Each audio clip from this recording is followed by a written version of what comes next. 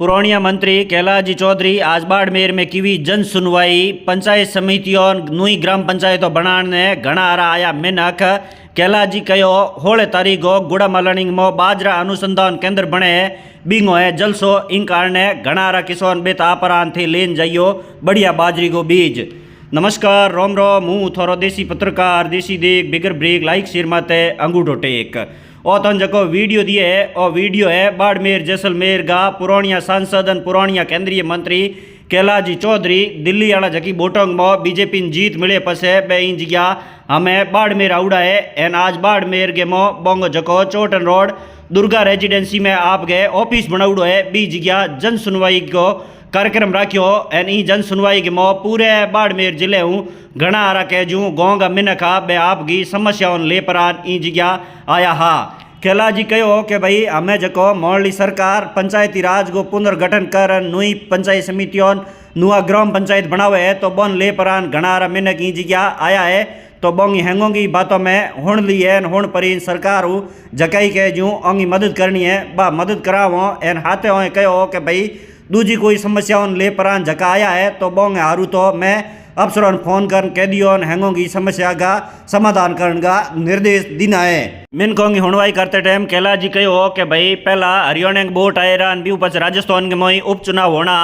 N बीऊ पचे दिल्ली वाला boat आए रहा इन कारण घना दिन में हूँ आई जो कोनी पण हमें हूँ थो बिस्में ई जगह ही रहूँ एन थोड़ी कोई भी समस्या हुई तो बिंगो हाथों हाथ समाधान करा दे हूँ हाथ बोए कहो कि भाई बाड़मेर के गुड़ा मलानिंग मो हूँ सांसद हो जिना जको बाजरा अनुसंधान को जको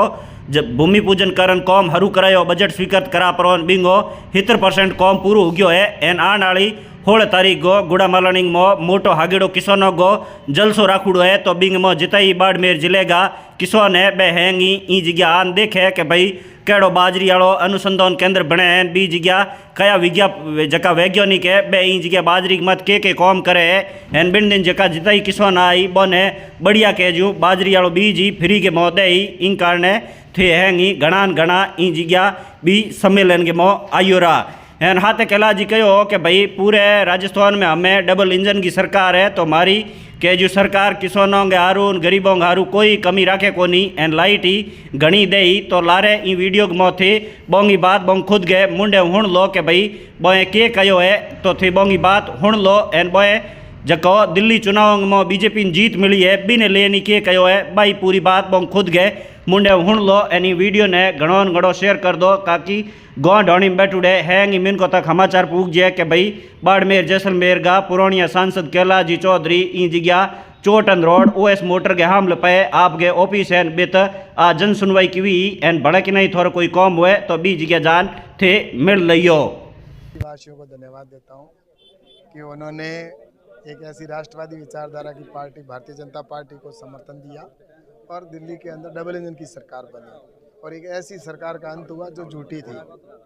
और जिसने दिल्ली के साथ में ठगी करने का काम किया,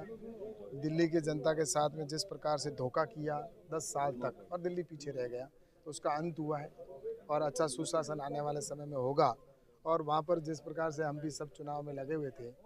तो उसके बाद में निश्चित रूप से यहाँ पर जिस प्रकार से किसानों की या आम जन की जो समस्या है उनको लेके यहाँ पर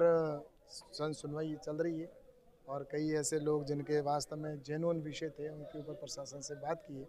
और हमारा उद्देश्य है कि उनका समाधान हो और ताकि आने वाले समय के अंदर यहाँ पर हम जो प्रधानमंत्री नरेंद्र मोदी जी का सपना है कि हम सुशासन भी दें और विकसित राष्ट्र भी बनाएं तो उसके अंदर सब लगे हुए हैं और हम भी उसी सेवा की प्रक्रिया में जुड़े हुए हैं और कर रहे हैं यहाँ पे काम। तो गुड़ा मलानी में जो बाजा उद्यान था वो उसको लेकर कार्य जो है वो कितना हो चुका है या कब तक वो सरकार अब आपकी सरकार हालांकि पहले जो कांग्रेस सरकार थी तो उस पर जो तंज वगैरह जो है वो कसने का कार्य लेकिन अब आपकी सरकार तो कब तक वो कार्य जो है वो पूरा हो जाएगा? ऐसा है कि बाजरा अनुसंधान केंद्र गुड़ा मालानी के अंदर स्वीकृत किया था हमारे प्रधानमंत्री आदरणीय नरेंद्र मोदी जी ने, तो उनको सबसे पहले मैं बहुत बहुत धन्यवाद देता हूँ।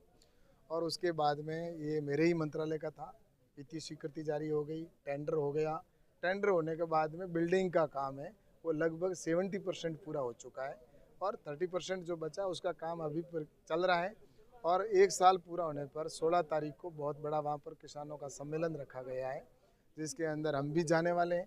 और किसान वहाँ पर बड़ी संख्या में पहुँचेंगे। जो बाजरे के यहाँ पे रिसर्च होंगे, उनकी बाजरा किसानों को किट दिया जाएगा ताकि उसी बाजरे को वो बोएंगे। और निश्चित रूप से रिसर्च का काम यहाँ पे प्रारंभ हो चुका है और बाजरा अनुसंधान केंद्र का काम भी वैसे कृषि विज्ञान केंद्र के अंदर काम चालू है, साइड में जो बिल्डिंग है, लेकिन खुद की जो बिल्डिंग बनानी है उसका वर्क चल रहा है। बाकी अधिकारी वगैरह जो साइंटिस्ट लगने थे वो सारे लग चुके हैं और वहाँ पर बाजरा अनुसंधान विधिवत तरीके से चल रहा है। और मैं तो सभी हमारे क्षेत्र के किसानों से कहना चाहूँगा कि 16 तारीख को 10 बजे वहाँ पे पहुँचे, किस प्रकार से कृषि विज्ञान जो हमारा बाजरा अनुसंधान का काम है वो और किस प्रकार से साइंटिस्ट वहाँ पे काम करें, देखने लायक। डबल इंजन की सरकार किसानों के लिए क्या बड़ी सौगात जो है वो आने वाले समय में लेके आ रही है? ऐसा है कि किसानों की समर्पित सरकार है,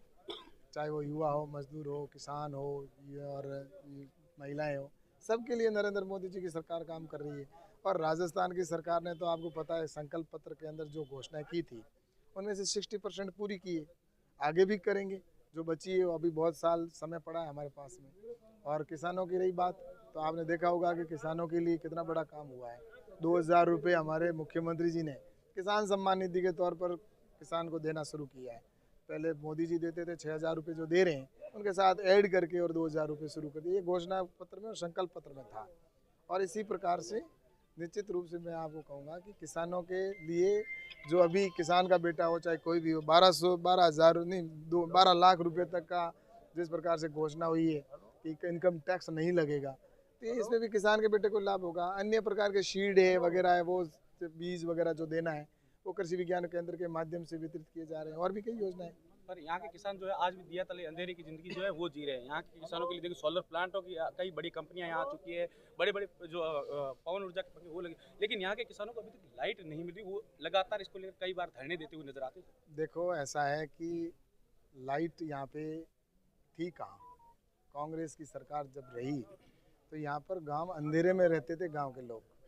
लेकिन जब अटल बिहारी जी वाजपेयी जी की सरकार बनी तब सड़कें बनी और मोदी जी की सरकार बनने के बाद में हर घर में लाइट पहुंचाने का काम हुआ है। तो ये पिछड़ा हुआ क्षेत्र था जिसके अंदर काम हुआ है। और रही बात कनेक्शन की है तो निश्चित रूप से जो कनेक्शन बचे हुए हैं कांग्रेस सरकार ने तो ये लिख के दे दिया था इस जब अशोक गहलोत की सरकार थी भारत सरकार को कि राजस्थान में कोई कनेक्शन बाकी नहीं है, 100% कनेक्शन हो चुके हैं। लेकिन